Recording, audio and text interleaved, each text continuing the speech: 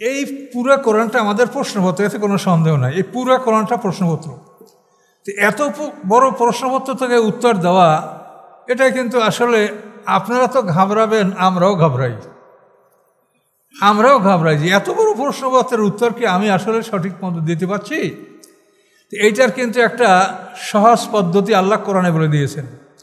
সহজ পদ্ধতি একটা না দুটো। এক হলো, যদি আপনি সূরা ফাতিহায় যা আছে এটা যদি আপনি সব মানতে পারেন ব্যাখ্যা সহ, তাহলে আপনাকে পুরো কোরআন যে প্রশ্নপত্র এটা আপনি ফাতিহার মাধ্যমেই আপনি আয়ত্ত করতে পারছেন।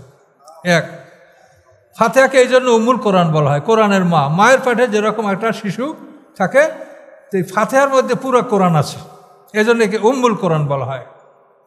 এলো এক। 2 নম্বর হলো, সূরা বাকারার যে 3 নম্বর আয়াতটা আছে, এইটা যদি আপনি আয়ত্ত করতে পারেন, তা আপনি পুরো কোরআন যে প্রশ্নপত্র এটা আয়ত্তে এসে যাবে। এই 3 নম্বর আয়াতে কি বলা আছে? 5টা কথা বলা আছে। মুত্তাকিনদেরকে 5টা গুণ অর্জন করতে হবে। 1 নম্বর হলো ইউমিনুনা বিল গায়েব, গায়েবী বিশ্বাস। 2 নম্বর সালাত, ওয়াকিমুনাস সালাত, সালাত কায়েম করতে হবে। 3 নম্বর আমিম্মা রাযাকহুম ইউনফিকুন, সম্পদ ব্যয় করতে হবে। 4 নম্বর, এইটা খুব ব্যাপক, ইউমিনু আল্লাযিনা ইউমিনুনা বিমা উনজিলা ইলাইকা ওয়া মা উনজিলা মিন ক্বাবলিক। 4 নম্বর হলো রাসূলের প্রতি যা অবতীর্ণ হয়েছে তার সব কিছুর বিবরণ আনতে হবে, এবং এর আগে যা নাযিল হয়েছে তার সেই সমস্ত আসমানি কিতাবের উপরও ঈমান আনতে হবে। এটা খুব ব্যাপক। 5 নম্বর আবিল আখিরাত ইউকিনুন, দ্বিতীয় জীবনের উপরে বিশ্বাস, দৃঢ় বিশ্বাস রাখতে হবে। এই 5টা যদি অর্জন করেন, আল্লাহ বলেন উলাইকা আলা হুদাম মির রাব্বিহিম, এই লোকগুলি আল্লাহর পক্ষ থেকে সৎপথে প্রতিষ্ঠিত, ও উলাইকা হুমুল মুফলিহুন, এবং এই লোকগুলি জয়যুক্ত হবে। তা আল্লাহ যখন বলেছেন এই 5টা গুণ অর্জন করলে জয়যুক্ত হবেন, তা আমাদের আর কোনো সন্দেহ থাকতে পারে? কখনোই না।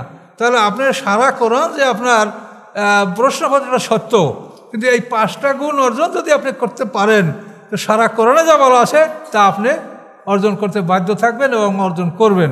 এবং এখানে সুবিধাটা হচ্ছে এই যে এই 5টা গুণ যারা একেবারে খুবই সংক্ষিপ্তভাবে আদায় করবে তারাও জান্নাতের মালিক হবে, আর এই 5টা গুণ যারা অধিকতর আরও অধিক অর্জন করবে তারা জান্নাতের বড় স্তরগুলি লাভ করবে। কি সত্য কিনা বলেন? তো এই 5টা গুণ সম্পর্কে আমাদের সতর্ক হতে হবে এবং মনে রাখতে হবে, পরীক্ষার হলে ঢুকেছেন 3 ঘন্টার সময়, এর বেশি সময় দেওয়া হবে না, এর মধ্যে 10টা প্রশ্নের উত্তর দিতে হবে। এখন যদি আপনি একটা প্রশ্ন নিয়ে খুব ভালো করে লেখেন, লিখতে এমন করেন যে আপনার 3.5 ঘন্টাই পার হয়ে গেছে, এখন ঘরে দিতে দেখাই দেখেন যে সময় আছে 15 মিনিট, প্রশ্ন আছে 9টা, কি লিখবেন আপনি? এই জন্য আপনাকে সবসময় হিসাব করতে হবে যে আমার সময় কতটুকু, আমি পরীক্ষার হলে আছি, আমার সময় কতটুকু। ধরে নেন আমার সময় কি 60 বছর, 70, 80 বছর, এরপরে যদি বেঁচে থাকে তাও মানুষের সঠিক জ্ঞান থাকে না। তাহলে আপনার এই যে সময়টা, এই সময়ের মধ্যে তো আপনাকে এই 5টা প্রশ্নের উত্তর দিতে হবে।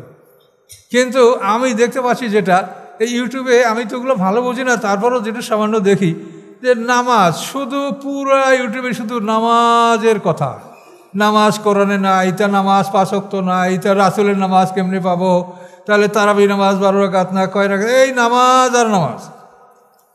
কি অবস্থা! তাহলে আপনাদের কি নামাজ ছাড়া আর কোনো কাজ নাই? আপনি ঈমান সম্পর্কে মানুষকে কি বলেছেন? ঈমানের ব্যাপারটা নামাজের চাইতে বড়। ঈমানের বিষয়টা 1 নম্বর তো আমি দেইনি, আল্লাহ দিয়েছেন 1 নম্বর, এটা সবচেয়ে বড়। এইটা সম্পর্কে আমাদের সবাইরই অভাব আছে, আমাদেরও আপনাদেরও।